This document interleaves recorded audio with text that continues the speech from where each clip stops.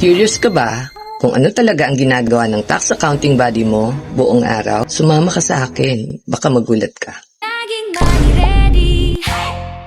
Hi! Ako si Weng, your tax and accounting buddy. Ganito ang araw ko. 6 a.m., ginger tea muna habang nire-review ang deadlines for the week.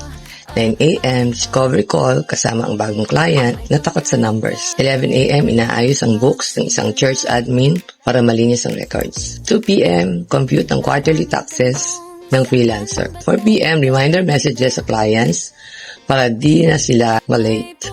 At 6 p.m., self-study pa rin kasi laging may bagong revenue regulation tulad ng e-invoicing rules na dapat kong sundan para protektado kayo. Kaya, hindi lang numbers ang trabaho ko. Kapayapaan ang binibigay ko para ikaw makatulog ng mahimbing, walang inaalalang tax o penalty. Gusto mo ba na ganito ka-organize ang books mo? Comment books at usap tayo. Save this bilang reminder na may kakampi ka at follow para sa more behind the scenes.